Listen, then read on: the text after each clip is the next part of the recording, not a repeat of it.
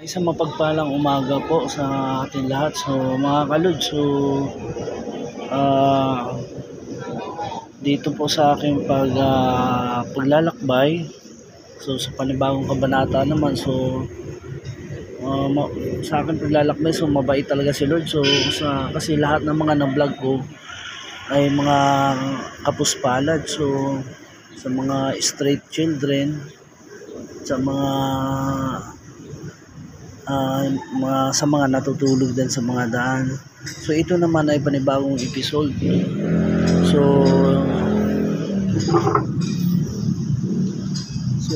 mga kalod, so magandang umaga po. Si ate ay humingi ng tulong. So hindi ko napansin at akala ko ano lang, tambay. So ayan pala, si ate humingi ng tulong ng dialysis. So hindi ko naman maiwasan na makuna ko siya sa vlog kasi baka sakali matulungan ninyo at kahit pa paano sa paraan sa kunting tulong at miling halaga. So si ate ay kunting tulong, so kahit pa paano meron naman ako. Alam, ano yan? Kanina ka pa ba?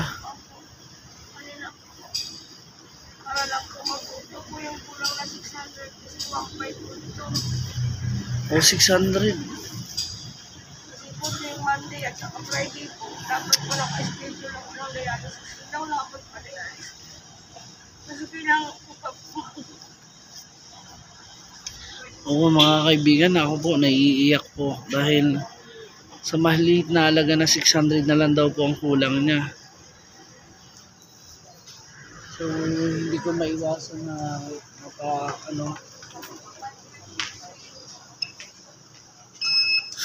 kaya na po bahala. Sige ito 600 na lang. Yes ko na lang po. Yung ibang sinasabi na Nakakaantig naman ang puso mga kalod sa mga kaibigan. So kasi naabot ako dito na maghapon. maghapon ka na makaupo. Hindi po, tatayo. Lilipat po sa ibang bangko.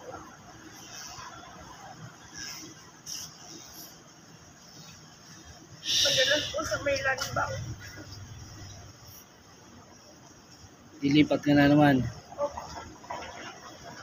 Hindi ko lang, dati lumalapit ako sa mama yung masasakyan.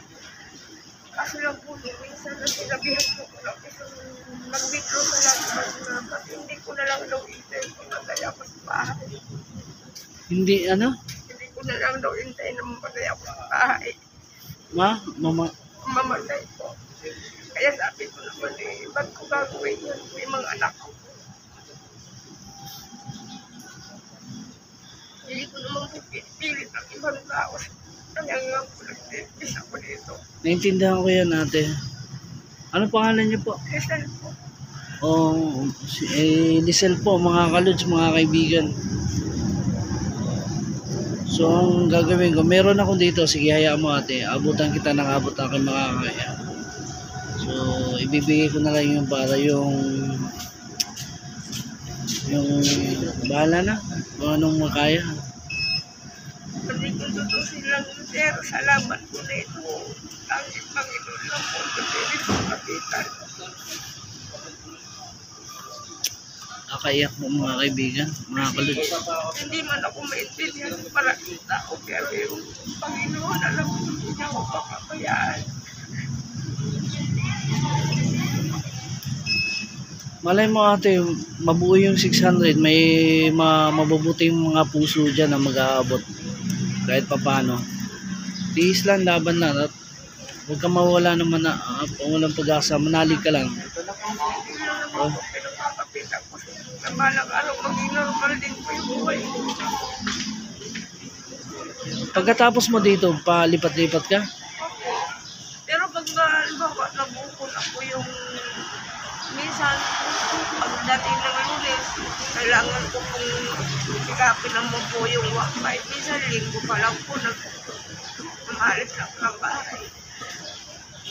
para sa akin bilang magulang, may anak akong dapat asikasuhin na dapat kong pakainin. Napapabayaan ko sa Diyos para lang tutuloy.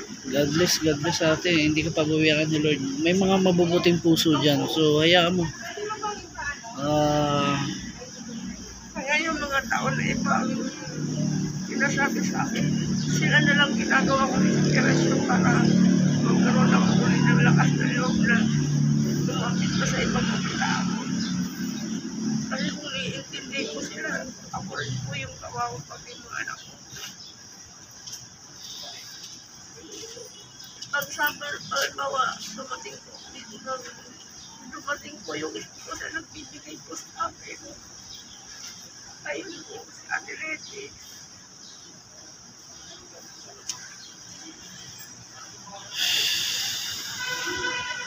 Hayaan mo.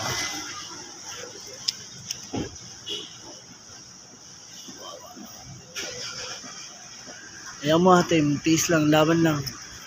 Baka ito maghapon to may awa si Lord at gagabayan ka sa halagang 600. Mabuo yan. Hindi naman po ako Okay? kasi yung, halimbawa, may mabuting loob na nagbigay sa akin ng pera na malaki. Malaking tulong po sa akin kasi nakakauwi ako ng maaga lang ako pahinga po kung bago po ako sumabak sa dialysis. 5 hours po, pupunta po ako ng National Kidney. Mag-isa lang po pupunta ko kasi wala naman. Nasa asawa mo ate? Walay po ako. Ulila na rin po ako. Wala akong kapatid. Eh, naging takbuhan ko. May anak ka? Saan mga anak mo ate? Sa akin po. Yung isa po, grade 11, tapos 12 years old, tsaka 9 years old. At di ka subukan mo ate doon sa sa may munisipyo. May anak ka. Nagbasa na po ako kahapon ng requirements. Sa mga konsihal ate. Hindi rin po kasi nung Lunes nagpunta kami doon. Halos lahat ng, wala, halos lang kung siya nasa meeting. Eh, ganun din po, bababalikin din po ako. Ay yung mga meron silang budget dyan ah. Meron po akong budget kasi lang sa siyempre, hindi naman po palagi na merong stock na gamot, kailangan kong ilapit sa PCS po. Kasi old patient na po kasi ako ng PCS. Matagal na pasyente na ako. Kumbaga parang nakakatulong pa rin sila sa akin, pero hindi katulad ng bago. Ano mo mga kalugs, nakakaiyak. So, nakakaiyak mga ka-idol. So, antig ang puso ko. So, makakaya ko na lang, maabot na lang, wala pa akong sahod. So, kung ano maabot na aking makakaya. Sige. So, yun na lang ate. Ha? Baka may mga mabubuting puso dyan. Ayan mo. Balikan kita mamaya. Maraming salamat po. Sa pag nailalabas ko yung panalong na mabuwan na po yung pila.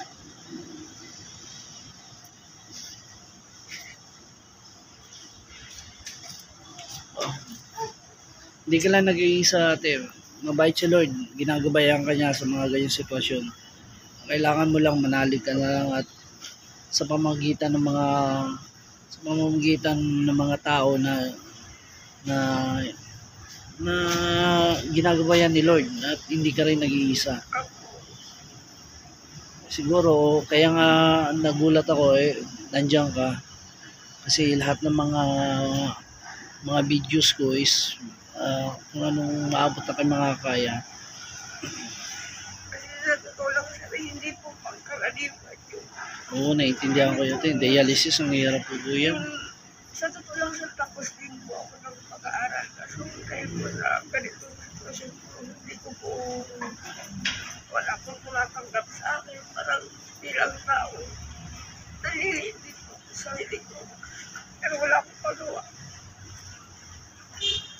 Pag nabuo yung 600 dati, saan ka na pupunta? Uwi ako sa bahay namin para Pangkain. pakainin muna po yung tapos mga alas 12 po, alis na po, papunta na sa kapatid. Pupunta ka ng? NTTI po. Saan yun? National TV sa Quezon City po. Layo. Sa may, ano po, sa may art center. Sige ate, balikan kita. Saglit lang. Nga, ma'am, kaya mo, so, pagsubsinsya mo na to. Yun lang ang nakayanan ko, so, wala pa kasi ang sahod, so, hayaan mo. Hintay mo kung nakikita kita, so, baka dagdagan mo. So, God bless. Laban lang. Hindi ka mawala ng pag-asa po. Saka manalig ka sa Panginoon. Malay mo, gagaling ka.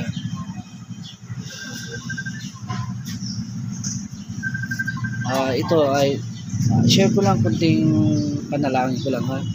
Ano pangalan niya? Rizal. Okay. Mga kalod, so wala akong maibag kundi sabayan ko lang na kahit kunting dasal, so malay mo gagaling siya at nakikinig ang Panginoon natin. Ma'am Rizal, okay. Unalangin tayo. Ma'am Rizal, Lord, Panginoon, humingi po ako ng tulong at yung kapangyarihan na sana gabayan mo po si Ma'am Rizal at hindi sa kanyang sakit at sa kanyang dialysis. Lord, ako'y nanalangin sa iyo at humingi ako ng tulong na sana ipagalingin niyo po siya at palakasin mo po siya, Panginoon. Sa pamagitan mo, hindi namin magagawa lahat, Panginoon, kundi ikaw lang nakakaalam ng aming mga kalagayan. Panginoon, si Ma'am Rizal, so humingi po ako ng kunting tulong at sa iyong kapangyarihan, Panginoon, sana ipagalingin mo po siya sa kanyang dialysis.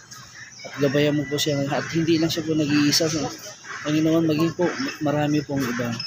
Lord, hindi ko matiis at hindi ko makayanan yun sa kanyang sitwasyon dahil wala na po siyang asawa at siya'y ulila na po at may mga anak. Panginoon, isang hinihiling ko na sana igabayan mo po siya at sa pamamagitan ng kanyang humihingi ng mga kunting tulong na sana palain mo sila yung mga taong na tumulong. Lord, hinihingi ko sa iyo sa pangalan ni Jesus, Ma'am Rizal, sana gabayan ka ni Lord at hindi ka nag-iisa. Alam ko nakikinig siya, hindi ka pababayaan. Sa pamamagitan sa iyo, Ma'am Rizal, God bless. In Jesus' name, hallelujah. Amen. Kaya pinagaling Ma'am Rizal. Ma'am Rizal, manalig ka at hindi ka nag-iisa. Okay? God bless. In the name of Jesus Christ, our Lord. Amen. Sabi lang, Ma'am Rizal, ha? So, yun lang ang ano ko. Huwag kang manalig. Lahat ng may problema, kaya natin to. Thank you, Ma'am Rizal, ha?